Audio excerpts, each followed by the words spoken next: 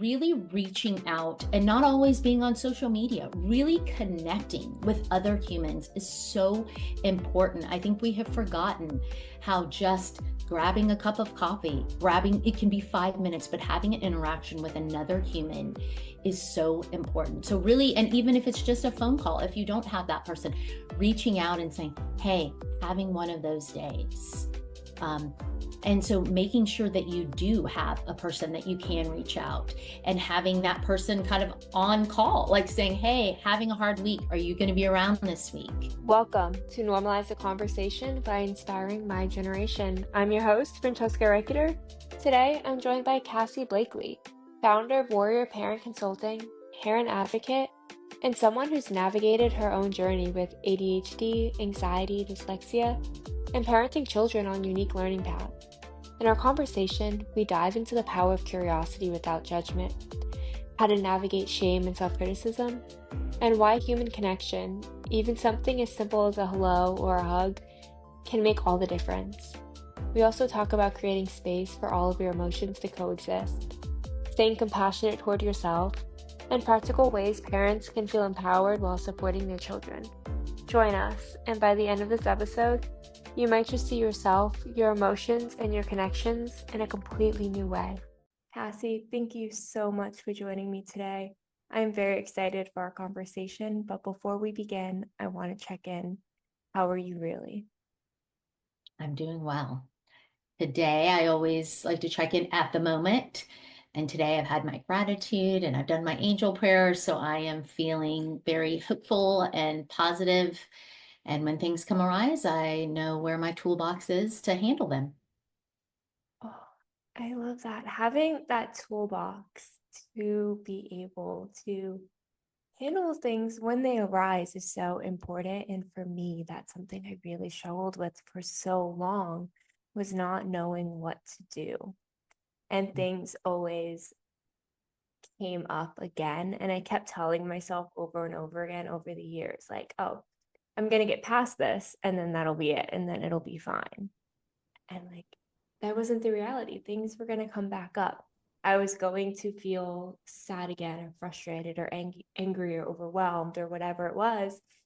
The emotions that were fun to feel and the emotions that weren't as fun to feel, it was a cycle. They were going to come back up again. And if I didn't have the tools, I didn't have a toolbox to pull from, it felt very overwhelming when they came up because I felt kind of stuck and paralyzed in it. It's still something that I struggle with, building that toolbox and figuring out what tools to use.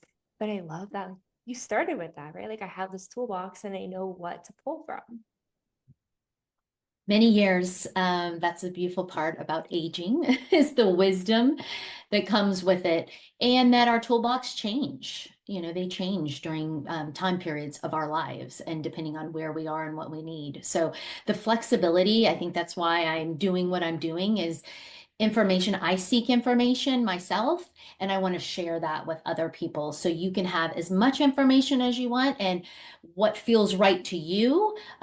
Try different things and don't get frustrated, because I know I certainly have all the tools and I still have to try different things depending on, what I'm doing and where I'm at in that day. It can be, I know my regulation changes throughout the day. So knowing that. So it's really important. So I am an information seeker. I'm curious, and I just love to pass that on to so many, because I'm also on this journey with so many other people. And I also have kiddos that have been on this journey. So it's been my greatest gift.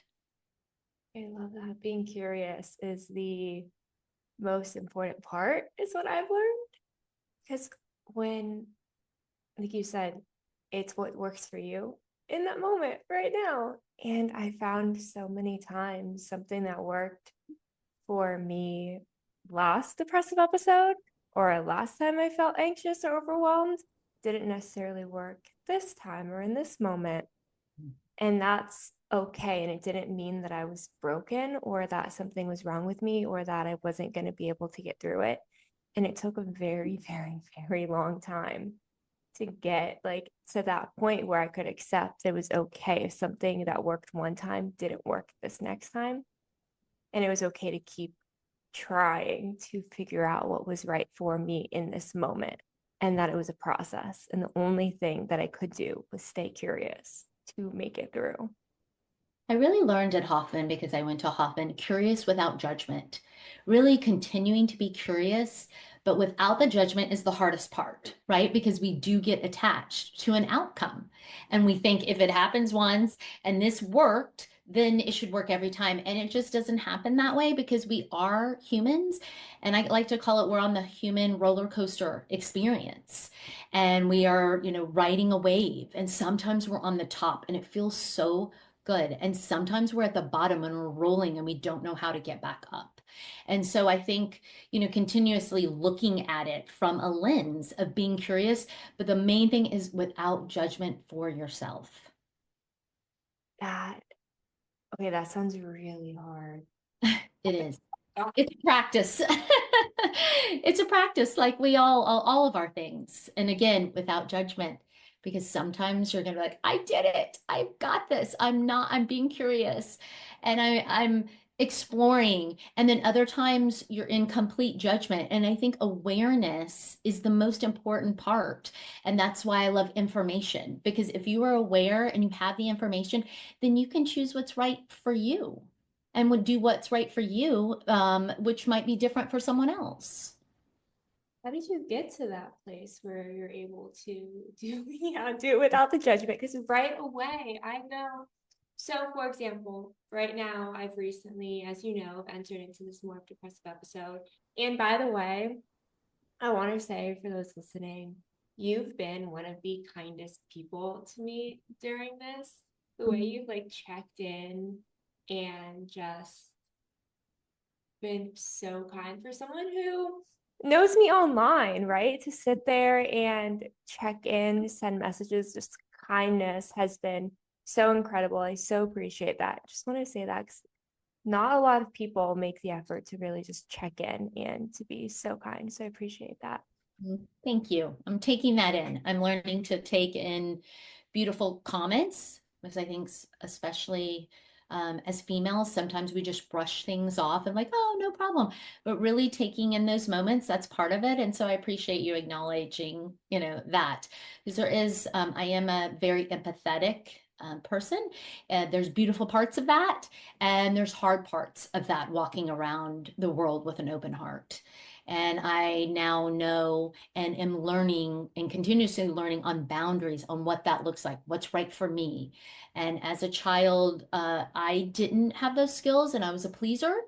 And so I was just out and about pleasing everyone and really not pleasing myself. And so with age and lots of therapy and lots of retreats and Hoffman experience, I've really learned how to protect myself and what's right for me and to not feel guilty about that. So it's so hard. I know It's hard. for me in this like episode, the voice in my head has been so much judgment. And there's been so many nights where I've just sat there like up in tears, like 2 a.m. Like, what's wrong with you? Why are we back here? Like, we can't keep coming back here. Like, you're never gonna get through this. You are not good enough. No one likes you. Like, you don't matter. Like, you can't, like, it's just that negative, intrusive thought over and over again in this really, really harsh, critical voice. And it feels really isolating. And when your brain is telling you that you're all alone, that no one likes you, that you don't like you, and you don't feel like you can reach out to anyone, you believe your brain because like you don't believe yourself, like, It's that's what you, powerful. It's it's powerful. very, It's a very loud voice, and it's the only voice really around you when you're alone. Scary. mhm. And the one really kind voice that I did have consistently was your voice in my DM. So I appreciate that very, very much. Thank you. Was one voice that really helped counter a lot of that judgmental voice. But for someone who, like me, who has that as the main voice and feels like you can't reach out, you don't know what to do, how can you begin to be curious without judgment? Maybe silence that voice a little bit. Right. I find, well, first of all, always, trying to get professional help and seeking therapy is really, number one if you're able to do that, is really extremely helpful. Second is I love when I'm inside and isolated, just getting out in nature, doing that walk, seeing other humans, just even if I'm, by myself walking, I think I instantly take off my shoes. I went to the meditation gardens in Encinitas, and I live 5 minutes from it. I think I've been one other time. And I can't believe that it was so close, and I didn't even realize how important it was for me. I was in, I was frustrated. I was having one of those days, and I just went and walked around. Instantly, I felt a little lift, and I took my shoes off and I just put my feet, and other people were doing it too, and I put my feet in the ground. Even if you don't have a meditation garden, I do that in my backyard. You can do it anywhere. I instantly feel more grounded within the earth when I do that. I think there's something out in nature that is so healing and that people don't talk enough about, that can be an instant like moment for yourself. And reaching out, I think the hardest part is thinking like no one else is feeling this way and I'm the only one. And I know I felt that way. I know I continue and will continue to feel those and have those moments and those days. I know everyone I talk to has those moments. And so, really reaching out and not always being on social media, really connecting with other humans is so important. I think we have forgotten how just grabbing a cup of coffee, grabbing it can be 5 minutes, but having an interaction with another human is so important. So really, and even if it's just a phone call, if you don't have that person, reaching out and saying, hey, having one of those days. Um, and so making sure that you do have a person that you can reach out and having that person kind of on call, like saying, hey, having a hard week. Are you going to be around this week?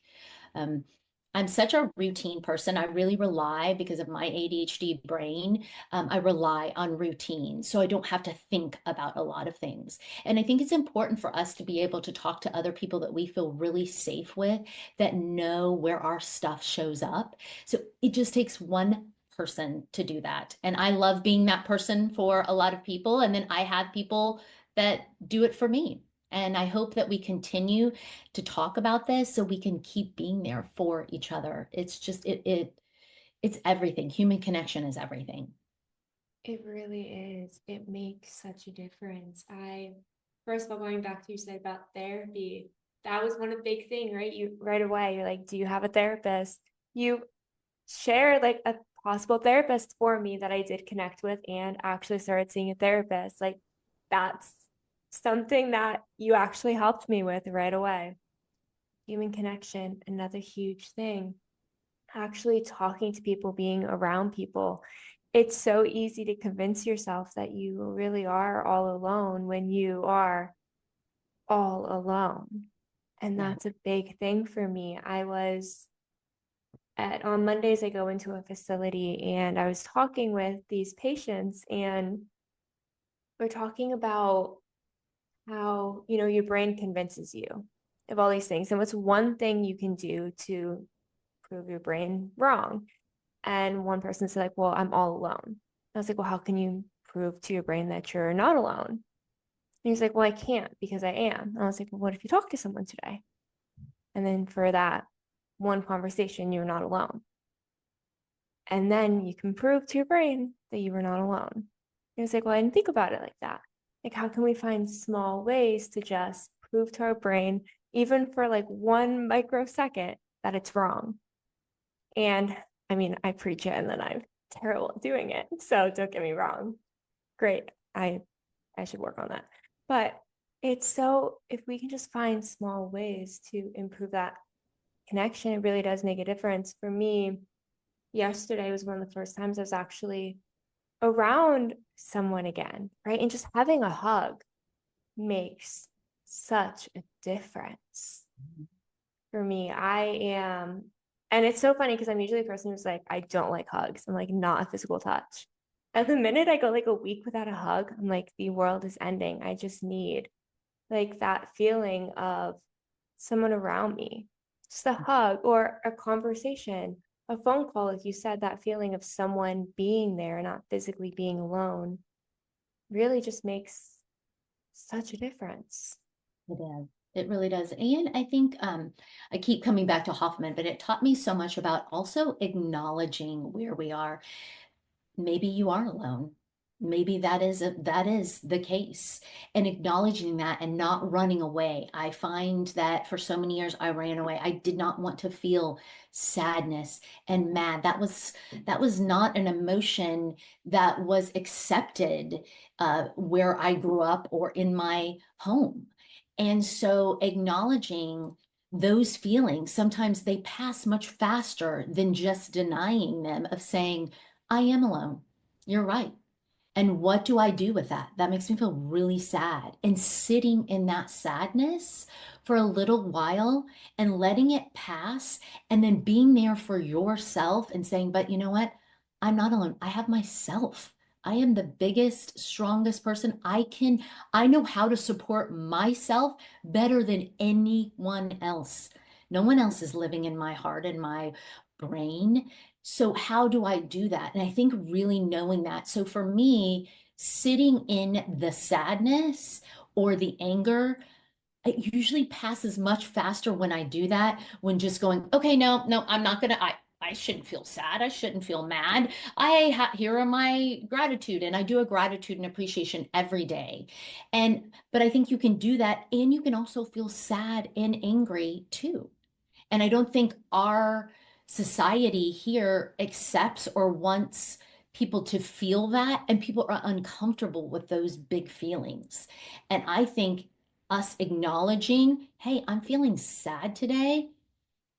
Tell me more about that. What does that look like? For me, journaling has saved my life. And that was before, therapy, or before I went to therapy. I have hundreds of books. I started in fourth grade. And I think that again, for yourself, you might not even need another person. It just writing those feelings down and acknowledging them yourself is so powerful. Wait, I love that because we can let these feelings coexist, right? We're taught to resist. We're taught to resist, at least for me, and it sounds like for you, right? We're taught to resist the sadness, the anger, the frustration, the overwhelm, right? Allow it to coexist with the gratitude and the happiness and the joy. Like you can feel both. And for so long, I know for me, it was like, well, you shouldn't feel sad. You should be grateful that you have this, right? Like you shouldn't be mad that this happened. You should be grateful because look at all these things you have, right? It's like, yes, I have these things and I'm very grateful for that. I am also mad and frustrated about this. And because I was taught I wasn't allowed to have that anger and that frustration, and I had to stuff all that inside, it built up. I suppressed it, it built up, and then suicide attempts, psych unit, here we are. But if we just had the space to acknowledge that they can coexist. They really can. And you can still have joyful moments in Yes. all of those. Yeah. Even in a depressive moment, there might be 1 second where you see something or you feel something, and it can be joyful. And we have to remember that we can have them all together. We can acknowledge all of them, especially as women, and how important it is to be able to express ourselves and not be attached to the judgment of other people on, oh, wow, well, she's really an angry woman. Yeah, I am. And that's okay.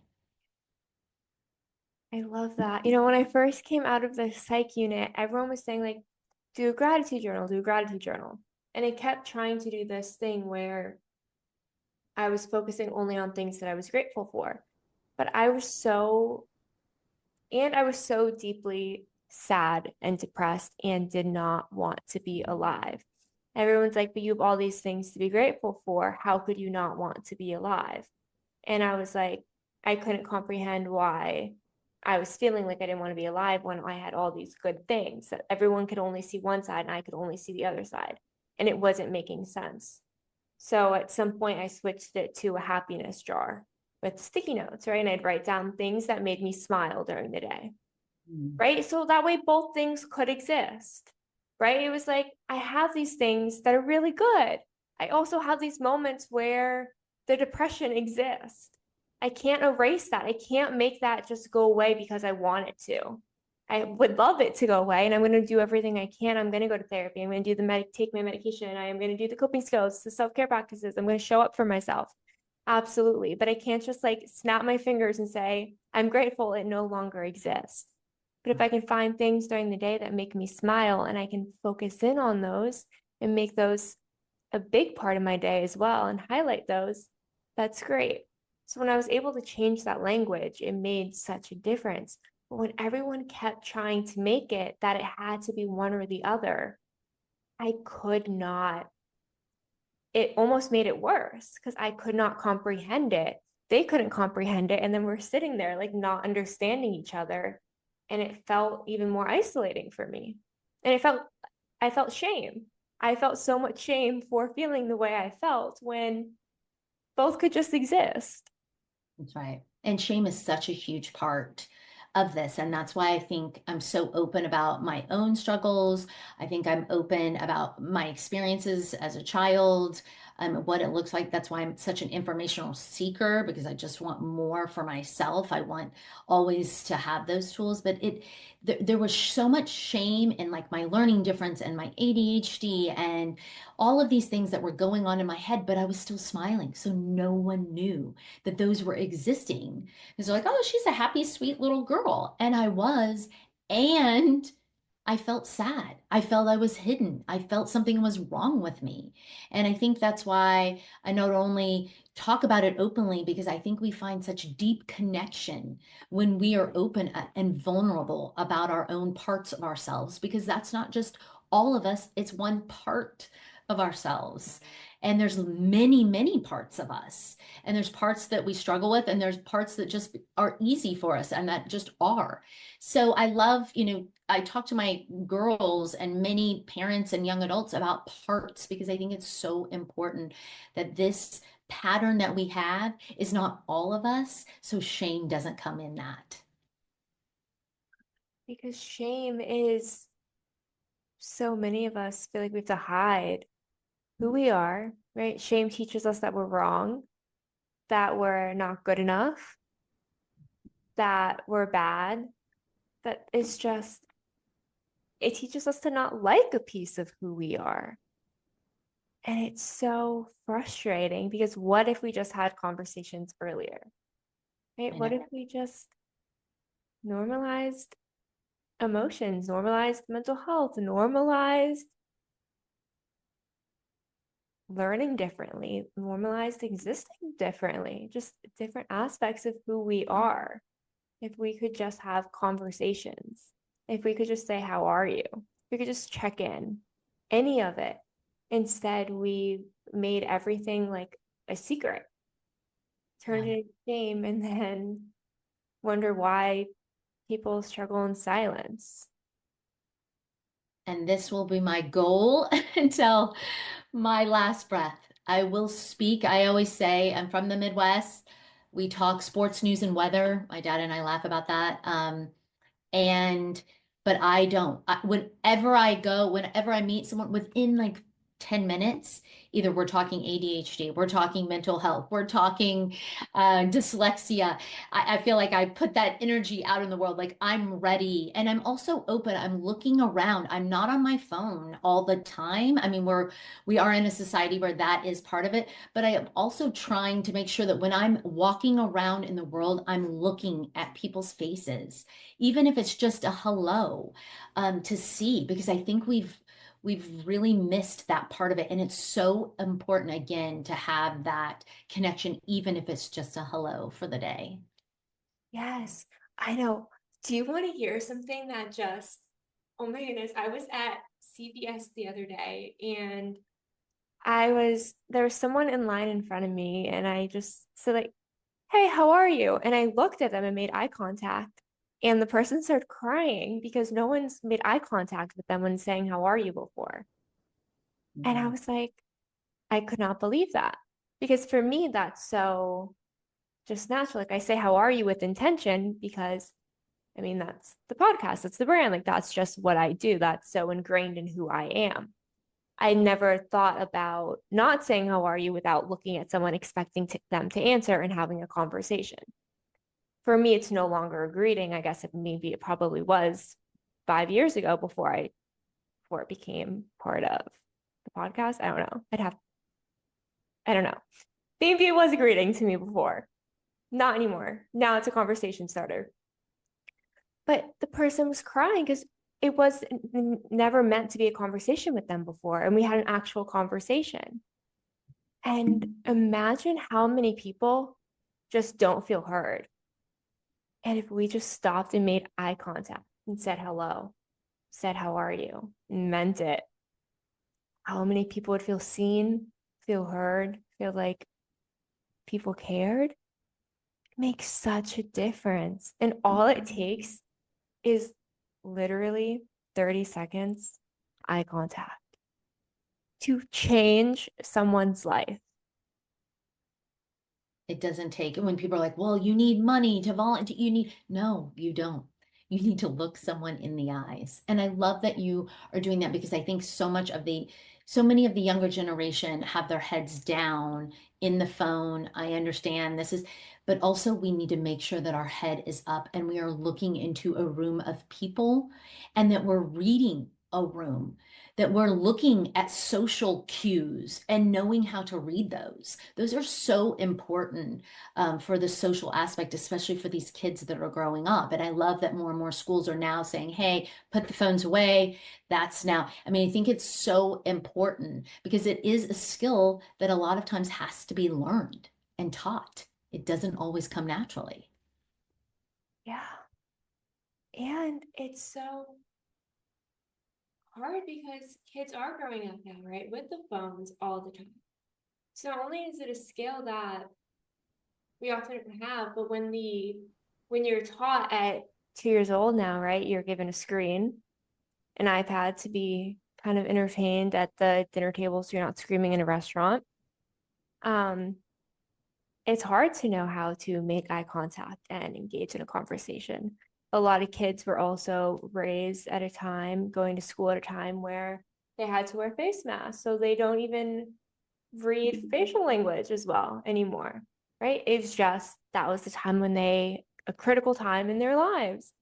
So it's so important that we begin to create these conversations. We start learning how we can just make a moment to have eye contact, to talk to people, to really sit face to face and get off the screens if we can. I actually started this thing with one of my friends, and I probably am annoying her so much with it. But she loves to send voice memos. And I was like, love it. However, I'm not going to answer voice memo. It has to be at least a video. I want to see your face. So like you can send me your voice if you don't want to like pick up the phone and call me, fine. It's gonna take you the same amount of time to do the voice memo as it is a video. Still have to see your face though, right? So, I love that. It's right? so, I think it's more fun. yeah, More fun for me at least, entertaining. it So is. It really is. And having this, just seeing you on the screen, the interaction, I mean, you'll definitely be on my gratitude list today. Number one. same on my happiness, so sticky note.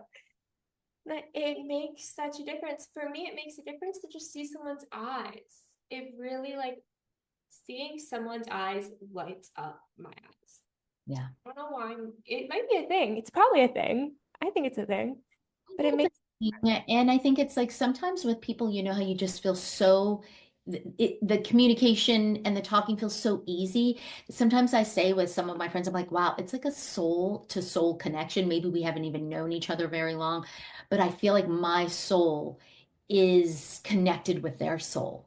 And I love when that happens and I say it and I'm like, oh, I think we have a soul. And no matter what age, there might be an age gap. I'm like, wow, I think we have a soul connection, which just lights, it feels like almost like this little buzz in my heart of like, I've known you before. I feel like, and it's hard to describe in words, but I just call it the soul to soul connection. I love that. It there's just something so special about those connections. And it really makes a difference for your mental health. It makes a difference. It makes you feel less alone. Absolutely. And we have to, the hard part now is that we really have to make an effort to do it. It's not natural where, back in, when I was growing up, everyone was outside on their porches and every kid was riding their bikes and getting to know their neighbors. I also grew up in the Midwest where, it was just common to know every single person on your block. It's just, have lived in California for many years, and that's just not always the case here in a lot of these neighborhoods. And I think we really have to make an effort.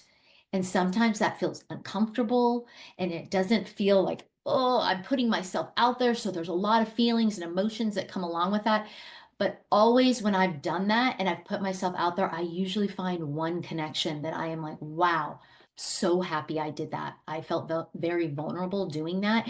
And I'm 50 feeling that way. So I can't imagine when you're younger and you've grown up on a phone where it's not in that, but really making the effort. And that means looking in your local community paper, looking in the local magazine, looking on Nextdoor, the app. It really means making an effort to find where your community will be. Yeah. And getting out of your head at the same time. That's a big thing for me. One thing you had said to me seems like find community groups, right? Finding people you can go and meet. And I get in my head all the time. And every time I go to do that, I'm like, I'm awkward. I'm not like a lot of people my age. I'm not going to be able to find anyone to get along with. I need to have a friend to go with so that I can make friends. I need like a wing woman to like help me make friends, right? Like I get all in my head. So being able to identify those intrusive thoughts, right? Curiosity without judgment, being able to just put myself out there with compassion, I guess might be the word, and And to show yeah. up and see what happens. Give myself compassion, grace, myself out there, and what's meant to be will be, I guess. Right. And knowing that you're giving other people a lot of compassion, I know, and kindness, but really the first person that needs that is you. So Yeah. making sure when you are in that loop, hold on here, who am I not giving compassion and kindness? Usually it's yourself. So, and why is that? I always think, like, where did that start? Did that start from childhood? Where did that pattern start? And kind of going back to that younger self and saying, and no one can give you love and care like your own self, you. In the afternoons, I pretty much like put my tappers on. I get myself regulated and I tell my younger self, who I usually 7 shows up for me when I'm 7. I felt like that's when a lot of patterns showed up for me. I go and visualize myself as 7 and I give myself, my older self now, a big hug to that 7-year-old and say, you are so loved and cared for. You are doing a great job. There is nothing like having your older self give your younger self the love that you needed that maybe you didn't get. That I have like tears in my eyes. I That's mean, therapy.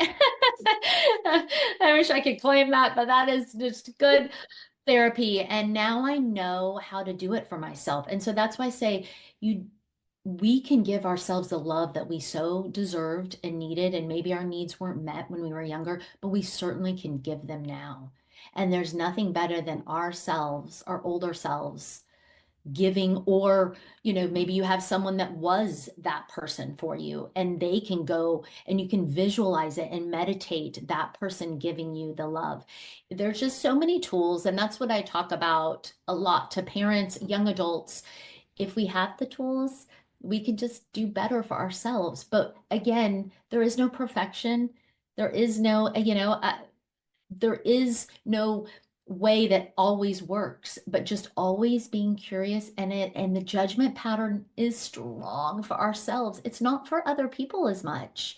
It's strong for ourselves. So really allowing that, knowing that judgment pattern is there and saying, I acknowledge you, but you're not going to take over today. We're going to put you to the side and we're going to go to that social network. And you know what? If I meet someone, great. If I don't, good for me. I'm being brave, and that takes a lot. Yeah. That judgment for ourselves is a lot stronger than for others. It is. It's, I'm like thinking about it, so much compassion and kindness for others. First ones be like, wow, they showed up, they tried, they put themselves out there, like, go introduce myself, see what support they need. How can I support them? How can I connect them? Myself, I will give a million reasons why I'm doing every single thing wrong. And if we can start to look at ourselves with the same compassion that we look at the lens that we look at others. I just say, what would I tell a friend if they came to me with this situation, problem, feeling? What would I say? And if I'm not saying that to myself, because I know I'm so empathetic to other people, and if I'm not saying that to myself, then I need to change how I'm saying that. Because if I'm being judgmental, because I know when my friends come to me, I'm like, wow, that sounds really hard. How can I be helpful? What can I do? Um, I want to acknowledge you for where you're at. And now, not always, but I'm better at doing that for myself. And I've noticed that I now can get out of the negative self loop for my ADHD brain that really goes, that no one knew about when I was growing up, that I know now where my ADHD shows up. It's in that negative self loop. And so if I can help myself, I know, wow, I can help others too. And that's why I'm in, doing what I'm doing, because I know that I'm helping others, but I'm also helping my younger self that so needed someone like me to help and support. Amazing. I, if you could go back in time to younger you, what would you say? Oh, I would say you are enough just the way you are. Your life is going to show up in so many ways, and it's going to be hard. I mean, I've had near-death experience, I've had surgeries, I've had so many things show up at a young age. At the end, you will have the support and love you need from many people, but mostly from yourself. That's what I would say. Love that. That's really powerful. Thank you. From yourself. Love having these conversations. I'm so impressed with how vulnerable you are and how much you share because it helps so many people not feel alone. And if I had to pick one thing that I think is the most important thing, it's sharing information so others don't feel alone. And you're so brave in that. Thank you. On that note, how can tell everyone more about you and how they can connect with you, learn more about you, work with you? Yeah, I consult families, parents, young adults. They hire me. They can look on social media, on Instagram. Just started TikTok, which is so funny at 50 to just put myself out there. And Cassie Blakely 17 is my handle. I have Warrior Parenting Consulting is my consulting. I consider myself a warrior. I've been through a lot. And I love to share all the experiences that I've had. I have a child development degree. I love helping. I love using Western and Eastern medicine and not pitting them against each other and using both together. I do a lot of parenting types of, helping kids find their superpowers. Maybe they have extra layers, but how can we find that superpower? What school looks like, how you can help with the mental health part of dyslexia, ADHD, autism, all of that. So you can look me up. I love supporting families. I'm giving a lot of information on my Instagram on what uh, ADHD, what it has meant to me, and dyslexia and anxiety, and giving lots of tips. Thank you so much for listening to Normalize the Conversation. Don't forget to subscribe, rate, and review. This podcast is an initiative of Inspiring My Generation, focusing on normalizing the conversation, bringing education and awareness to the forefront, and amplifying global voices to spark change and hope. Inspiring My Generation is a 501c3 nonprofit organization on a mission towards suicide prevention through awareness, conversation, education, and support. Connect with us on Instagram at Inspiring My Generation and visit our website inspiringmygeneration.org to learn more about our work and how you can make a difference.